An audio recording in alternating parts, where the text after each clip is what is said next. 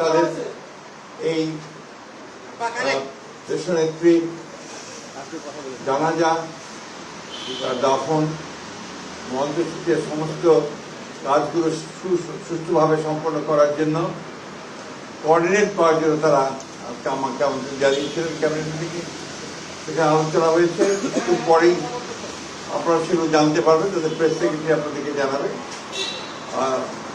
আমাদের প্রধান উপদেষ্টা তিনি বোধহয় একটা জাতির উদ্দেশ্যে ভাষণও দেবেন। আপনারা তাদের কাছ থেকে সব কিছু জানতে পারবেন, যেহেতু তাদের মিটিং তারাই জানাবেন, সেটাই ভালো হবে। আমাদের বিষয়গুলো আমরা আপনাদেরকে সকালে জানিয়েছি। আর আমাদের 12:30টার সময় আমাদের ট্রেনিং কমিটির একটা মিটিং আছে বিএনপির। সেই মিটিংয়ে আমাদের সমস্ত সিদ্ধান্তগুলো চূড়ান্ত করে আমরা আপনাদেরকে আবারও জানাবো। টাইমটা জানতে থাকবো, সেই ক্ষেত্রে আপনাদের কাছে আমরা সর্বাত্মক সহযোগিতা চাইব। আপনারা সবাই দেশনেত্রী বেগম খালেদা জিয়ার জন্য দোয়া করবেন। আসসালামু আলাইকুম।